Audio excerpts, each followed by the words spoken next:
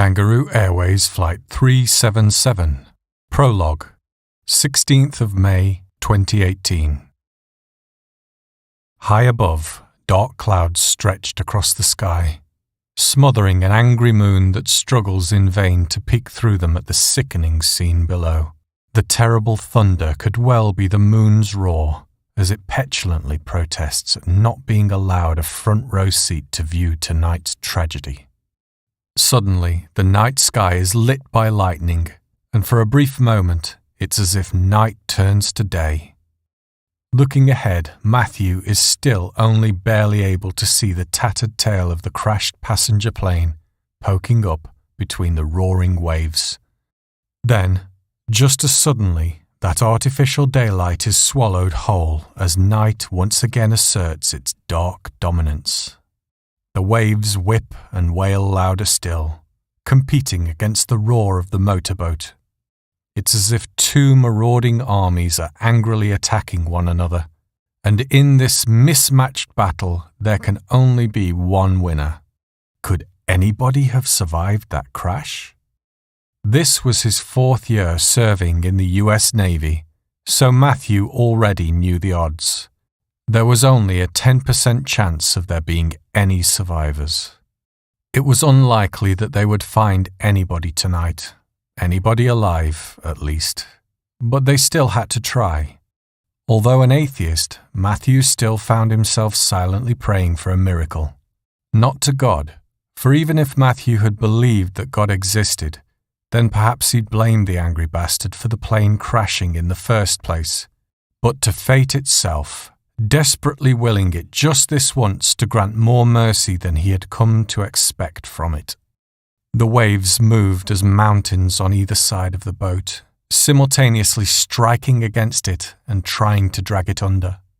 Still, the engine persisted, doggedly driving the 63-foot-long crash rescue boat even closer to its goal. Sarah sat shivering nearby, but said nothing. Even if Matthew were able to make out her voice above the storm, there was nothing to say. For better or for worse, they had both been in this situation before. They knew the drill, and also that there was no way of lightening the mood. It was a dark night in more ways than one. Once more, night briefly turned to day. What was that? More lightning? Matthew thought, but knew it couldn't be the case.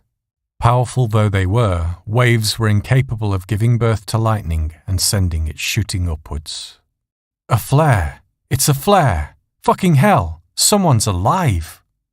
His heartbeat increased as hope sent his blood pumping swifter through his veins. Matthew moved his hands mechanically, shifting the engine into a higher gear. The boat sped towards what Matthew hoped was the source of the flare. Would they arrive on time? Were they already too late?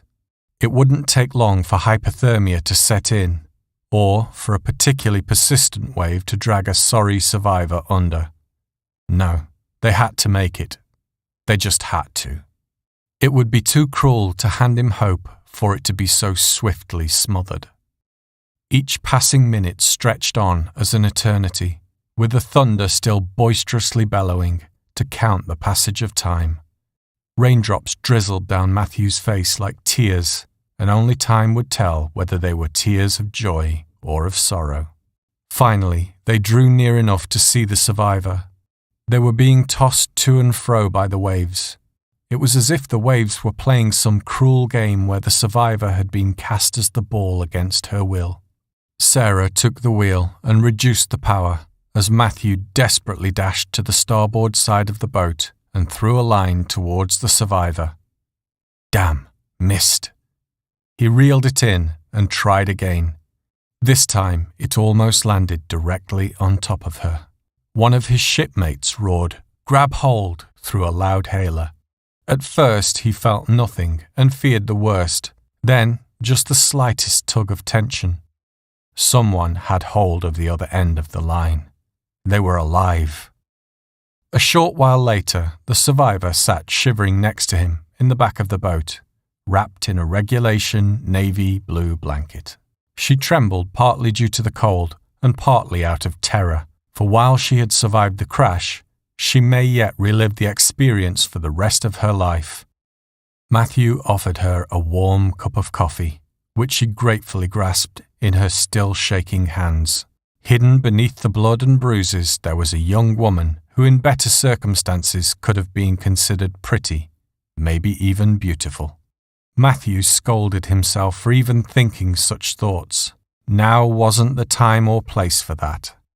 Gathering himself, he asked her one question in a soft, soothing voice, trying to put her at ease. "What's your name?"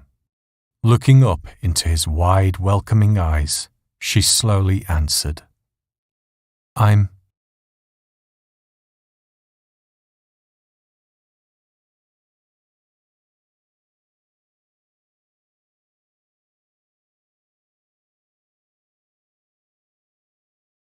Kangaroo Airways Flight 377, Chapter 1. Welcome aboard. 15th of May, 2018. Chloe Markham's smile was as fake as her bleach blonde hair, but she wore it well. At least her bronze tan was genuine. It was one of the many perks she enjoyed due to being an air stewardess for Kangaroo Airways. She walks through Sydney Airport smiling at the holidaymakers, as is expected. After all, she is the face of Kangaroo Airways. Although only 25 years old, Chloe was chosen to be featured on Kangaroo Star Air's marketing posters. So not only can customers see the well-rehearsed smile on her face today, but they can also see it mirrored in 10-feet-tall posters scattered about the airport, and even view small promotional adverts on the monitors, where Chloe says, "G'day, welcome aboard Kangaroo Airways. Looking good. No wonder I'm the star," Chloe thinks to herself, and smiles a little wider. Who knows? Perhaps this would kickstart a modelling career. Maybe she could even be an actress someday. Today, Kangaroo Airways. Tomorrow, the world. Has Chloe ever felt genuine happiness in the same way as the normal people do? Not really. Chloe had always known she was different, that she was special. Other people were weak and let their emotions control them. Chloe was stronger than them and always wanted to be the one in control. Even if she couldn't truly feel in the same way that others seemed to, she was very aware of the importance of seeming to be an everyday emotional person. Over the years, she had grown very experienced at faking genuine emotional responses, and as she smiles warmly, the moronic masses reciprocate and smile back at her. A small, snot-nosed, stubby-looking child, ugly girl, pretty boy, Chloe can't tell and can't bring herself to truly care, is sent towards her carrying a crumpled sheet of paper. "What you got there?" she asks it. "For you," it beams. She takes it from the child. It's another positive feedback form, with many comments praising how friendly Chloe was during the last flight. From the neat penmanship, Chloe doubts that it was written by this little monster. Now, which of the annoyingly proud parents was responsible? She looks at them in turn. Daddy Dearest is blushing slightly and doing a bad job of concealing that he's attracted to Chloe. Join the queue, she thinks.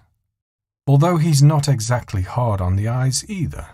If it wasn't for his fat-faced wife hovering just behind him, she may have even offered Daddy her mobile number. Hey, a girl's got needs. But as it is, she just bats her eyelids at him, sending him a deeper shade of red. "Oh, thanks. I'm touched. Really. Glad you enjoyed your flight. Hope you fly with me again. Who knows? Maybe one day your little 'un will even be the pilot." At this, the little thing starts to laugh and claps its hands together. And maybe one day pigs will fly too, Chloe thinks to herself. Walking away from the family, Chloe neatly folds the feedback form and slides it into her pocket. Typically, Chloe only hands in half of the positive feedback that she receives. The other half she keeps for herself, to browse through at her leisure whenever she needs a reminder of how wonderful she is. Her favourite feedback forms were those written by one of her many victims, those who she had served expired drinks or drinks which had an extra special ingredient such as her spittle added to them, who had been too dumb to realise what they were being served. Some of her chosen victims had been selected due to minor transgressions. Perhaps they had not smiled back at Chloe after she'd given them one of her best grins. Maybe they had bumped into her, or, worse still, accidentally thrust their crotch into her as they made their way past her in the aisle.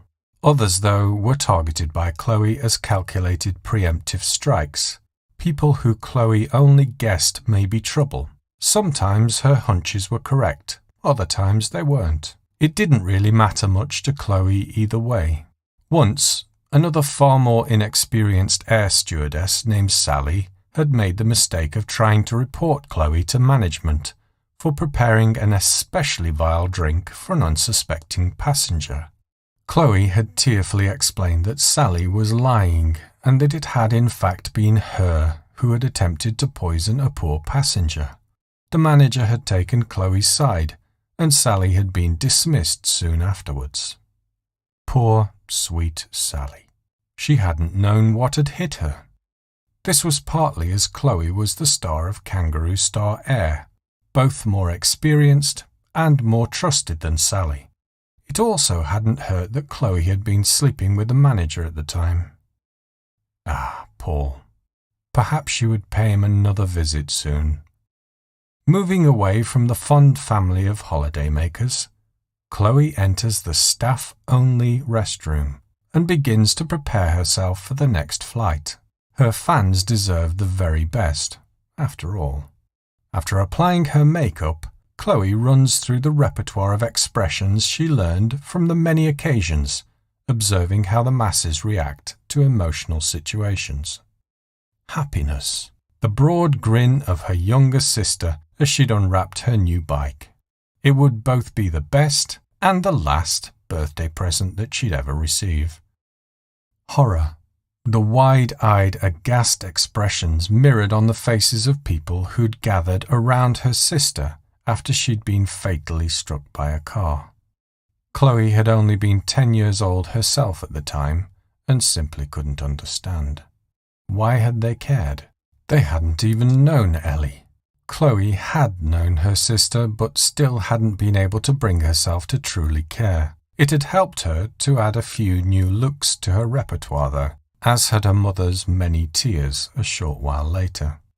She could also remember her mother's look of disgust months later as she'd looked at Chloe and said, "It should have been you. Why wasn't it you? You're broken." Her mother had been drinking a lot since the accident. After finally finishing her standard range of facial expressions, Chloe began gurning at herself in the mirror.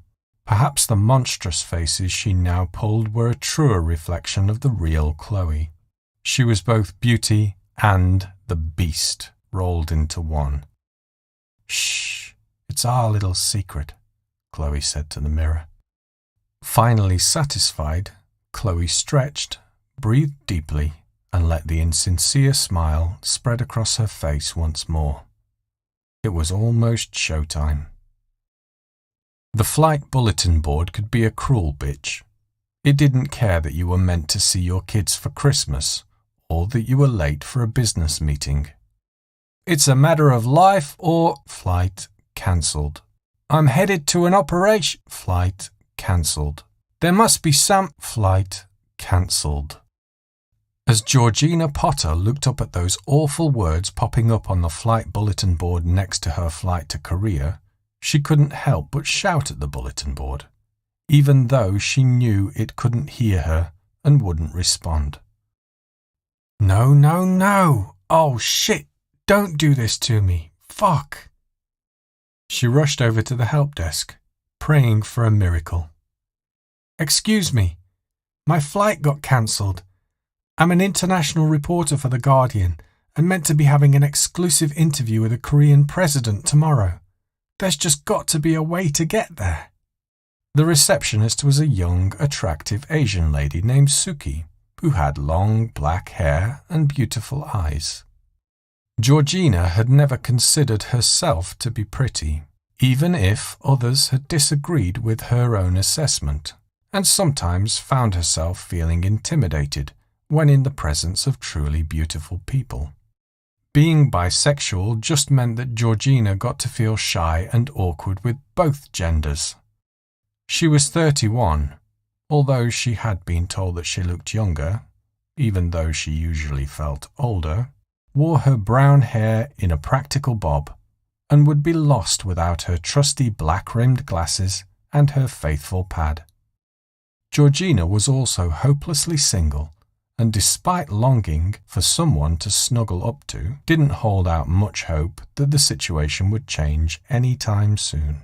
She might as well change her name to Bridget Jones and be done with it. She suppressed the urge to look at the floor instead of into the receptionist's big brown eyes. Even if she felt daring enough to ask Suki for her phone number, what would be the point? Georgina would be heading back to Britain in a fortnight, and long-distance relationships never worked. The receptionist's voice brought Georgina back to reality with a bang. "Oh, I'm so sorry. Please let me look for you." "Thanks." Suki tapped away at her computer, looking concerned. Georgina feared the worst. Finally, Suki turned back to her with a smile on her face. "Good news. There is one flight with a seat left. Kangaroo Airways Flight 377. Economy class." "Yes, great. I'll take it." Georgina had been due to fly first class to Korea, but at this stage she'd have been happy to just strap herself to the wing and hope for the best, so long as it meant she had a chance of getting there in time for the interview. If she missed it, her boss would kill her. Sure, she may feel a touch disappointed when she squeezed into the cramped economy class seat, and the reality of her situation had properly sunk in, but it was better than missing an interview with a president. Georgina had never travelled in economy class before. She could think of it as an adventure. Besides, just how bad could it really be? On board Kangaroo Airways Flight 377, Chloe hoped she could just about squeeze in a cup of coffee before it was time to meet and greet the latest passengers. If she was lucky, maybe she would even manage to find time for a sandwich too. She would sooner have been able to enjoy her coffee in private, but unfortunately another flight stewardess, new girl, Stacy, had decided that now would be the perfect time to get to know Chloe better. "So, I was just," continued Stacy, only to stop mid-sentence and start coughing instead. It wasn't like Chloe was desperate to hear what Stacy was going to say. After all, she had barely been listening anyway, even if she had done a good job of feigning interest. But the coughing fit was even worse. It was a deep, gravelly cough that seemed to never end. "Oh God, Stacy, are you okay?" Chloe asked, adding just the right note of concern to her voice. I'm fine," Stacy began, only to begin coughing again. This time, Stacy didn't manage to put her hand up in time, and what's worse, a small trickle of blood came out of her mouth and landed on Chloe's shoe. Of course, Stacy had the whole fucking galley to aim at, and she just had to hit Chloe's shoe. "What the hell, Stacy? Oh shit, I'm not fine, am I? I shouldn't be here. I've got to..." Stacy began coughing again. "Damn it, Stacy. The plane's about to take off. Chloe, I'm coughing up blood. I've got to get to a doctor." Fine. You're right. I'm sorry. Just get off the plane. I'll explain everything. Go, get yourself to a doctor." "Thanks, Chloe. Another annoying coughing fit. "Fucking hell, Stacy. Please just take your nasty-ass cough and get the hell off my plane. It's not like I really wanted to share the stage with you anyway," thought Chloe. I know, Chloe said, adopting a tone of voice which she knew other people used when they wanted to be comforting. "Thanks." Chloe waved Stacy away and reached for a damp cloth to clean the blood from her shoe. Damn, she hadn't even had time to finish her coffee yet. Stacy was never going to make it as a flight stewardess. All it had taken was a bit of blood for her to abandon her post. You had to be made of sterner stuff than that to be a star of Kangaroo Airways. Chloe knew that with the number of passengers they were due to receive, it was illegal for them to fly with only one flight stewardess, but she wasn't about to let the side down now. Besides, this wouldn't be the first time that she had bent the rules for Kangaroo Airways. Georgina dashed along the travelator towards Kangaroo Airways Flight 377. The lovely Suki had managed to find one plane heading to Korea, but it was still going to be tight. Georgina started panting and began to sweat profusely. Okay, that's it. When Georgina returned to Britain, she was definitely going to exercise more and eat chocolate less. Perhaps definitely was pushing it a bit. Maybe might be more accurate. This wasn't the start to the journey that Georgina had hoped for. Looking up, Georgina saw an advert for Kangaroo Airways appear on the overhead monitor. A young, long-legged, blonde-haired woman wearing a bright red flight stewardess uniform had just appeared on screen. Grinning broadly, the woman said, "G'day! Welcome aboard Kangaroo Airways." The woman in the advert was so beautiful and delivered that line so slickly that Georgina felt certain that she had to be an actress. Still, if the flight stewardesses were really so stunning on Kangaroo Airways, then perhaps it wouldn't be such a dreadful flight after all. "G'day! Welcome aboard Kangaroo Airways Flight 377. May I see your boarding pass, please?" Chloe greets each of them in turn, treating each of them to the same sincere-sounding saying. All that differs is the tactile element, whether she shakes their hand, pats them on the back, or merely warmly waves as if greeting an old friend. As she studies each of the 52 passengers, both boarding passes and their faces, she forms a quick judgment about them, such as which would be most likely to cause her trouble on the flight. Often, her judgments are inaccurate and unfair, for there is so much more to a human's life than can be perceived in a brief minute shared whilst boarding a plane. Name: Gemma Adams. Nationality: Australian. Age: 18. Unknown to Gemma, she is pregnant, having had an unplanned passionate goodbye fling with her boyfriend Todd 2 nights ago. She is only heading to Korea for a fortnight, but at that age, 14 days apart from each other might as well be a lifetime. She wishes that Todd was here with her too. It's supposed to be the trip of a lifetime, but it just doesn't feel the same without him by her side. Name: Harpreet Singh. Nationality: Australian. Age: 40. Harpreet is in a foul mood, having had to explain to a moron minutes earlier that no, he wasn't planning on bombing the plane. Furthermore, no, he wasn't a Muslim. He was a Sikh, hence the turban. And anyway, most Muslims weren't terrorists either. He had lived in Australia for most of his life, as his father had relocated there from India when Harpreet was only 2 years old. He was both a proud Sikh and now a proud Australian, having gained citizenship due to living there for most of his life. How many more times in his life would he have to explain himself to racist idiots, too stupid or too ignorant to truly understand the explanation? Name: Georgina Potter. Nationality: British. Age: 31. Georgina Potter. Holding the boarding pass in her hand, Chloe looked Georgina up and down carefully. Quite a stuck-up sounding name. British too, and Brits could be hard work. Chloe tended to divide them into 2 factions: the snobs, who thought they were better than her, and the loud, beer-swilling football fans, who came with a whole different set of problems.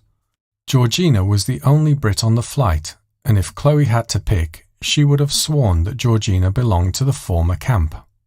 It wasn't just the name, it was the way she carried herself, the prim and proper haircut, and the librarian-esque glasses.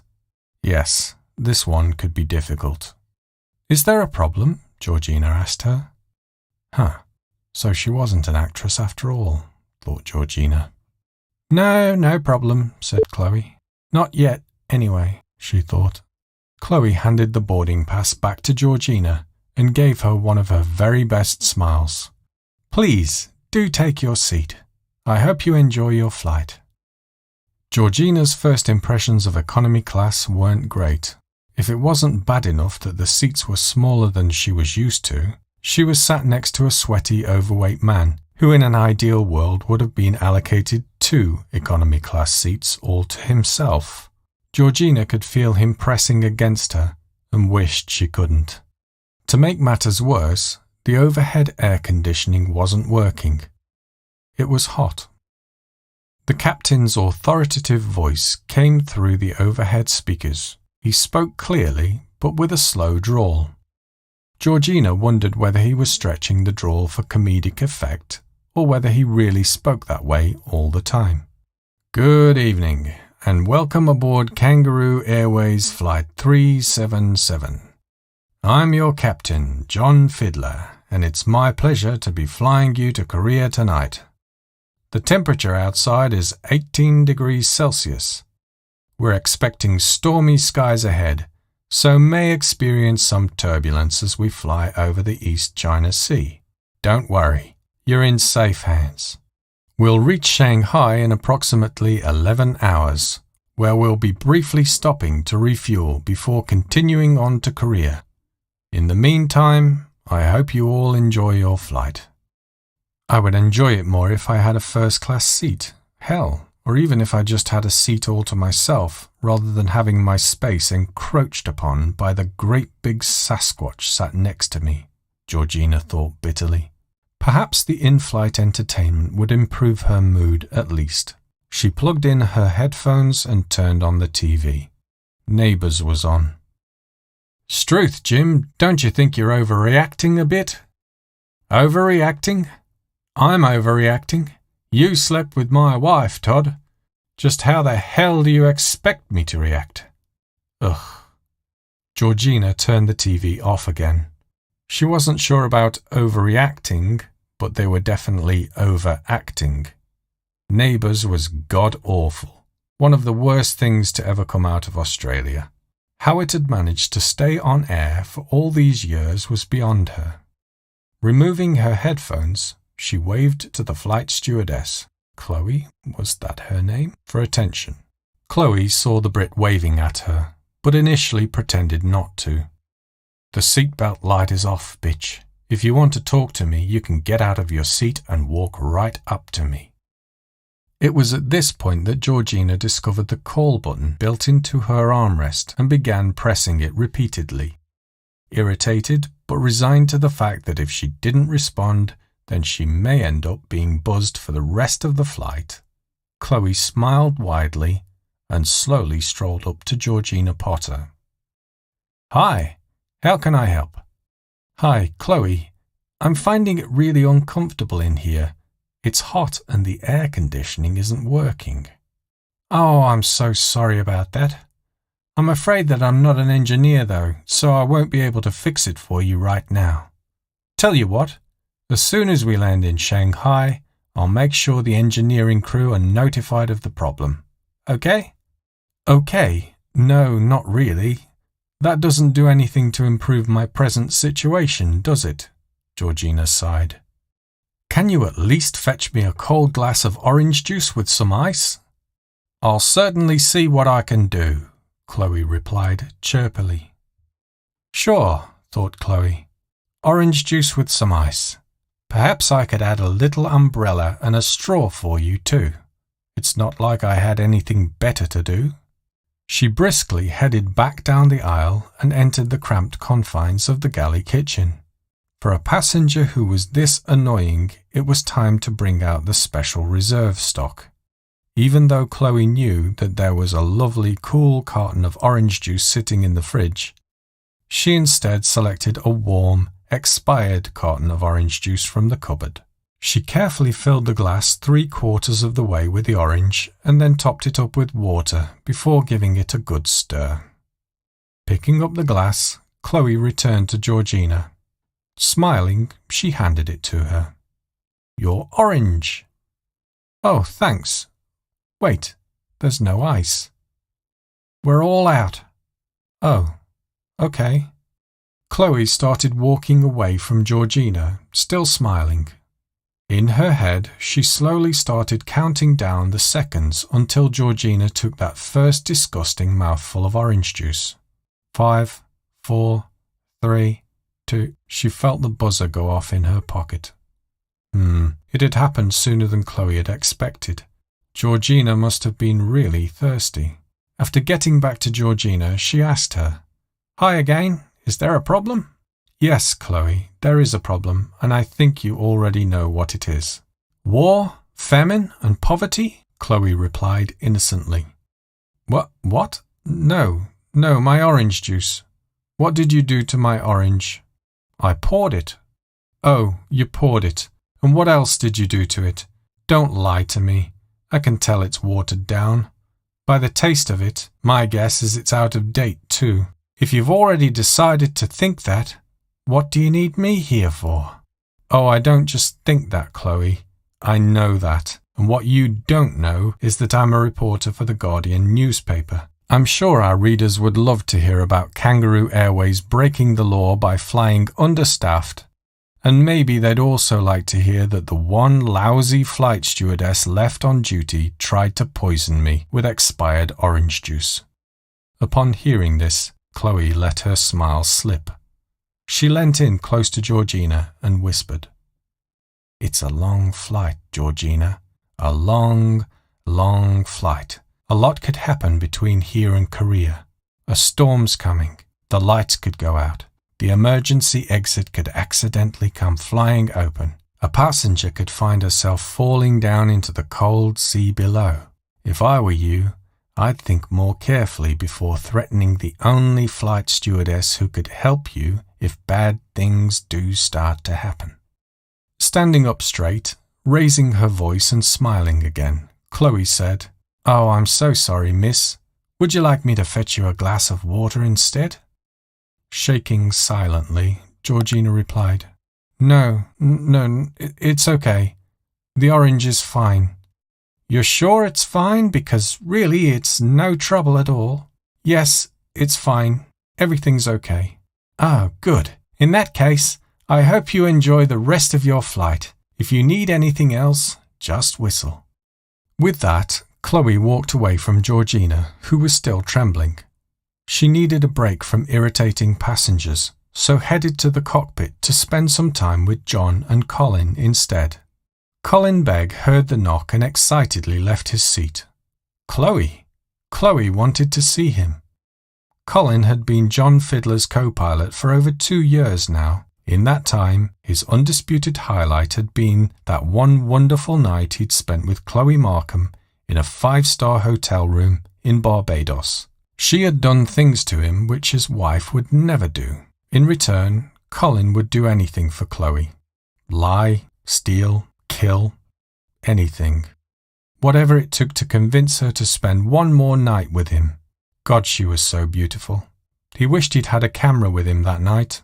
A photo of Chloe's beautiful body would have been a wonderful souvenir. He opened the door, let Chloe join them in the cockpit, and closed the door behind her. "Chloe, good to see you, girl. How's it going? Any problems?" "Oh, you know me, Colin. Nothing that I couldn't handle. And how are my 2 favourite men doing?" "Shit," interrupted John. "Did you hear? The Australian team's losing the Grand Prix to Italy. Fucking Italy!" "Oh, no," Chloe said, even though she couldn't care less about the Grand Prix. "Oh, fucking yes," John replied. "But it gets worse. The British team just took 2nd. We're in 3rd. Jesus Christ." Chloe patted John's shoulder in what she hoped would be a consoling manner. "Don't worry, John. The British aren't winning every battle today. Chloe thought to herself. John was so disgusted with the state of play in the Grand Prix that he couldn't bear to listen to it any more, so he turned off the radio. Ah, that's better, thought Chloe. Peace and quiet. Chloe smiled to herself. John's miserable, Georgina's miserable, sickening Stacy isn't infecting my stage with that disgusting cough. Yep, there's no doubt about it. This is turning into one happy flight.